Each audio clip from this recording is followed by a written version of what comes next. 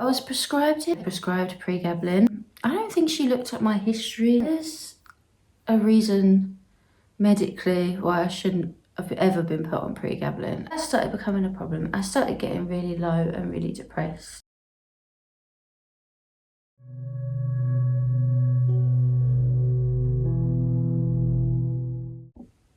Hey, it's your girl, Ice Gem, and this episode is going to be about my journey, start to finish, with Pregabalin. So, I was prescribed Pregabalin about 1.5 years ago, and I stayed on it for about a year. It's been almost 6 months since I've been off it, and I'll get to the reasons at the end of the story why I had to come off the medication. So I was prescribed it for my suspected functional seizures. There's more detail about those in my other episodes. I'm going to keep this one specific to Pregabalin. So I was on another medication for the seizures that my GP had put me on. So as I titrated up on Pregabalin, I was titrating down on that, which was valproate, sodium valproate. The neurologist, my GP referred me, this is for the second time, to the neurologist for my seizures, which are extremely bad, as you'll see if you look at the other videos. And the neurologist said, because I'm of like childbearing age and I'm female, sodium valproate isn't suitable for me. And also that it's not suitable for functional seizures, which is a real shame because it was helping. Although I understand the other risks and that actually does make sense. And she referred me to the community mental health team, a psychiatrist, a consultant psychiatrist for it, which I was already under because of my BPD. There's another episode about that as well. But they took a while to take it seriously. But she also prescribed Pregabalin via letter to my GP. I don't think she looked at my history, really, because there's a reason medically why I shouldn't have ever been put on Pregabalin, and that's where the outcome probably happened, although I will take some responsibility for that, of course. We'll get to that at the end of the story. So as I titrated up, I was still in a bit of a mix at the beginning, we're doing 25 milligrams every 2 weeks. The GP was told, once I'm on the maximum dose of Pregabalin, that she can write back to her, which she did do. To no avail, by the way, nothing happened at that stage. So I started the medication, 25, 50, every 2 weeks, went up 25 milligrams. I was seeing the GP every 2 weeks. And at first, my first experience with taking it, now, I'm a recovered alcoholic, so I don't think personally this is a suitable drug for anyone who has alcohol problems, and just to keep it on me, it wasn't for me. The first time I took it, even just the 25 milligrams, I noticed it was a drunken feeling. I mean, very specifically, an alcohol feeling. It was very much the same feeling, very much. The room got spinny, I got woozy, all of that, loss of inhibitions. It felt like I'd had a drink, which was horrible because I hadn't had a drink for about 2 years or just over at that point, and the end of my drinking was really, really, really traumatic. I will do a video about that when I'm ready to, the drinking and stuff. So I was absolutely mortified when I took it. Didn't like it at all. I remember being laid out on the sofa and the room just starting to spin more and more and more. And I was like, oh my God, I don't think this is a good medicine for me. But I was so desperate to fix the seizures because they were catastrophically life-destroying. Which, there's other episodes about that, and I will keep updated about that because it's still not solved. The seizures aren't controlled. So I kept with it. And obviously I'm also withdrawing from the valproate as I'm going. But I kept with it. I kept going. I couldn't tell really if it was helping the seizures. The seizures were getting a bit better. Whether that was because there was a second edition of a drug that's supposed to help with seizures, or whether it was the pregabalin alone, I will never know because I never had it on its own. If anyone's watching this and has experienced that, where they had it just on its own and they have functional seizures, that'd be really interesting to know, like how it affected you, and whether it helped. But what happened with me is eventually I got up to the 150 milligram mark. By that point, the valproate was gone, because I never got up to a control dose with that. I'd only just started it, I think, for 4 months or so, the sodium valproate, while we waited for the neurologist letter. So I would say that was the sweet spot with the pregabalin, the 150 milligrams. My seizures, they weren't well controlled, but I was having maybe 4 or 5 clusters of 3 or more a day, which was an improvement to my unmedicated state, and even at the point I was at with valproate. However, in 2 weeks' time, the titration went up, because obviously I had really positive feedback to give to my GP.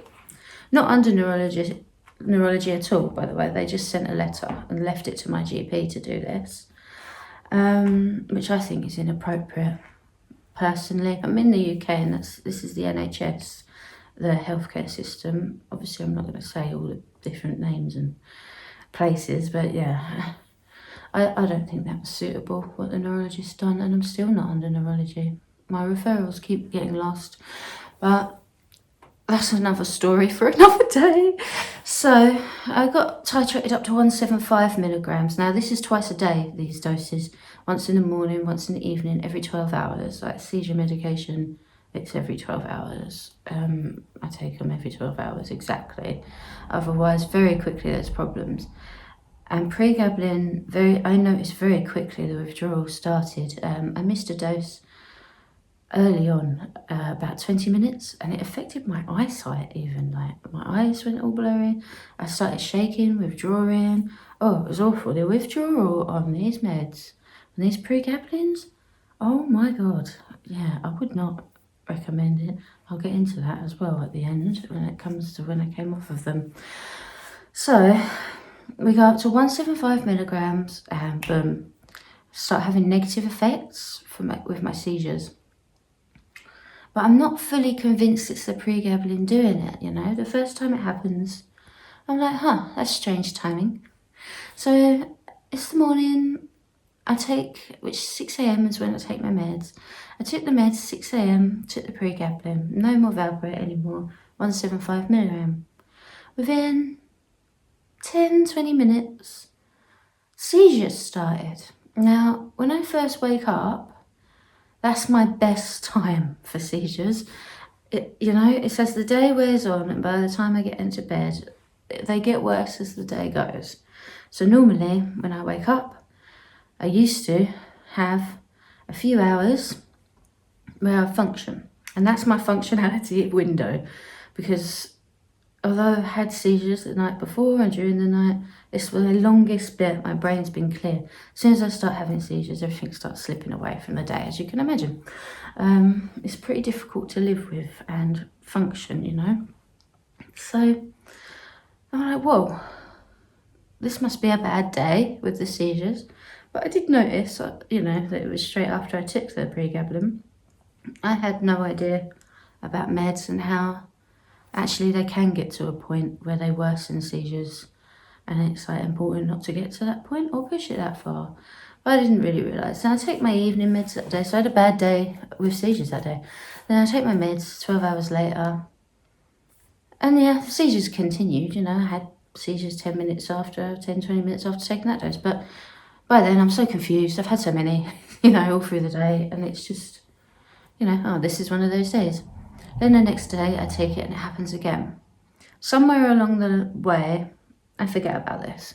I just forget about it, I don't make the connection. I don't think it's the medicine doing it. The seizures are still better than they would be unprescribed anything, unmedicated, sorry, So I'm just like, yeah, okay.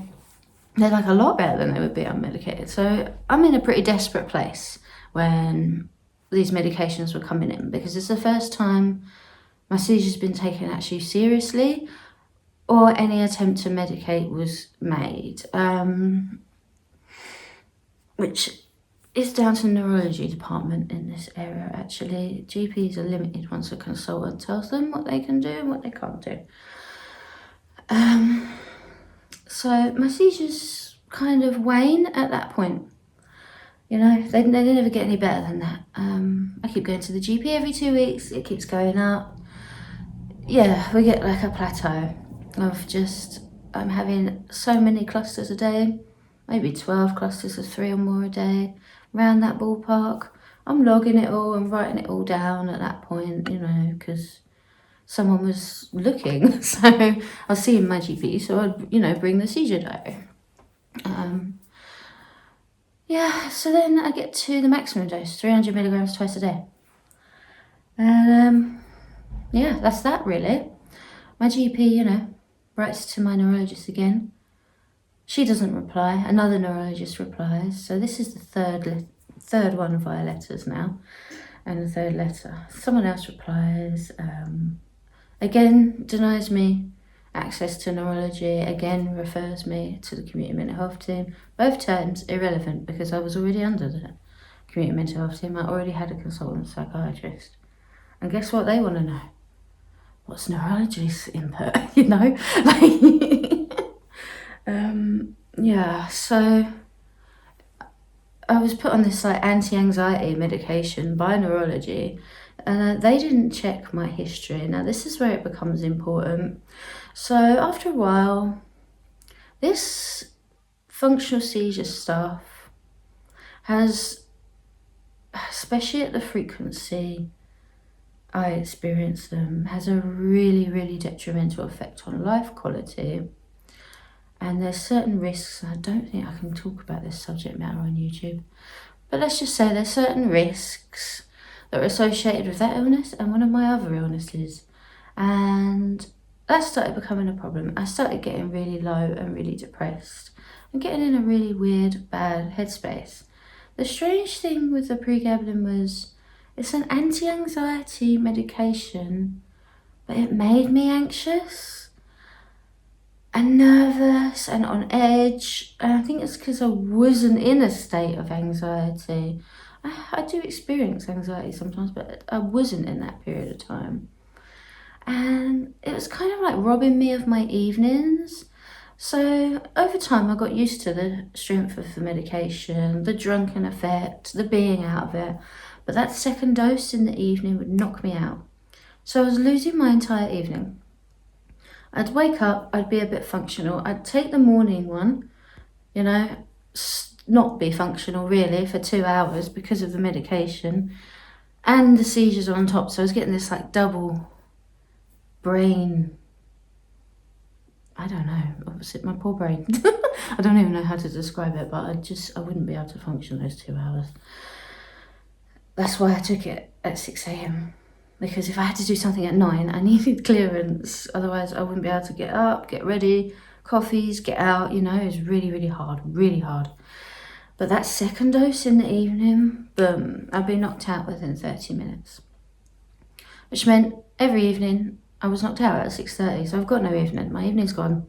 I'm just sleeping every evening, missing a lot of stuff, you know, socialising, certain things I want to do. Oh, it was all getting missed. Meetings I do, like it was all getting missed. And then, you know, obviously I'm waking up really earlier until I'm waking up at like 1:30 a.m. at one point. And it wasn't good. And I had some like other challenging things happen. And all of a sudden, I had this like massive collection of all different strengths of the medication because of the titration process. I had a massive amount and I never really thought it was a risk or a relapse risk at all. I did not think it was a relapse risk, that medication, because I'd never used it. I didn't see it like that. I saw it as a medication. I didn't see it as like a substance to abuse. But at some point, and I can't even remember how, when or why this happened, I'd moved to this place, my new flat by then. And at some point, something happened and I got them all out of the cupboard and started using them recreationally. And then that carried on for a while. I had to go to 12-step and get sober.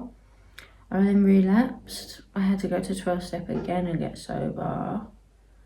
And then something really bad happened with the medication. Again, I can't really talk about it on YouTube because they're funny about it, but I think if you know, you know. It's intimated, you can pick up on the subtext there.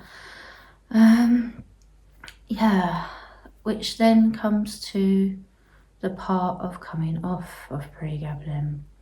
Now, I'd had a lot of fear over the withdrawal from this medication because of the times I'd missed it, and I'd gone into full body sweats, shaking, you know, feeling sick, full withdrawal. Not only was it full withdrawal, it was the worst withdrawal I've ever gone through in my life. And I remember getting to day 3. Now, with things I've withdrawn off of before and got off of before, such as, for example, alcohol, we've mentioned that already briefly in this video. It's a whole, you know, it's a 3-day thing. Now, alcohol withdrawals really bad. Once I was at the DT stage with the withdrawal, it was really bad. Before the Pregabalin, that was the worst withdrawal I've been through because it was seizures, hallucinations, all sorts of stuff. Bad stuff, you know, really bad stuff. So I get to day 3 on the Pregabalin. I have been dope sick, proper dope sick, shivering, shaking, just like, you know, the whole time. Obviously couldn't sleep because it was knocking me out and I had no natural sleep ability anymore. And I think, okay, I'm gonna look into this because normally by day 3 things start easing, you know, with these withdrawals with most things. I look into it only to find the acute withdrawal stage on Pregabalin is in fact 7 days. I didn't know that was possible. I didn't know 7 days was possible. So I had 4 more days after that of the shaking and the sweating and the not being able to eat or sleep. Thank God I had that 12-step that I could go to. I couldn't physically go, I was doing it online, but to get me through, because I would never have been able to deal with this, you know, ever. And I didn't a couple of times, but the last time, thank God, I'm quite a bit sober now, over 50 days. So, yeah. Now, I'm a little bit upset about this whole thing because I don't think it's appropriate for neurology to prescribe me something via letter without speaking to me as a patient, without seeing me as a patient. And I don't think she read my medical notes because it's not like me being an alcoholic and being in recovery from alcohol addiction. It's some big secret. It's not. It's all over my files. I speak to the doctors about it all the time. I mean, it's been nearly 4 years now since I had a drink, but, you know, it's all over there because I wanted to be open with them. You know, it's accountability, isn't it? When you're trying to recover from something, it's accountability. But they knew anyway when I was struggling with it, obviously, because I was turning up drunk, you know, to appointments and stuff, and probably stinking of alcohol and not realising. But she never looked at it, you know, Really, I think really inappropriate to prescribe that to someone with substance abuse issues. Personally, I don't know, some people might get on all right with it, but I had a really bad experience, and that's a piece of my life I will never get back, as well as like what the seizures has taken from me anyway, which is years, and almost everything at this point. Not everything, but almost. There's still things I have, you know, but to actually have to go through that again, lose my sobriety, have to get sober again, which is really difficult for me to maintain with how ill I am. Because there's a lot of work involved with that, you know, and I'm not actually able to do that work at the moment because I'm so ill. So I always feel at risk now, you know, of relapsing and oh God, I hope I never see Pregabalin again. That was a really messed up experience. yeah, like I say, at the 150 milligram dose, I think it was helpful with a limit. Like, it wasn't, oh, this controls my seizures. It was, oh, this dampens my seizures. It reduces the frequency a little bit. Oh, one thing I didn't talk about is before having that medication, I only had full body seizures. After having that medication, I started having half body seizures. I don't have those anymore, the half, but I do have partial limb seizures now. It's all changed.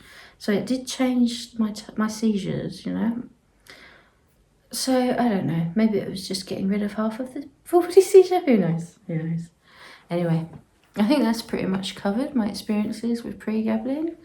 I'd love to hear your comments if you have any experiences on this medication or recreationally, and if you have any experiences with maybe anxiety or functional seizures as well, you know. It'd be great to hear from you. If you got to this point in the video, it would be really helpful if you could hit the like button, because that will really help this video get out to other people who might want to or need to see it.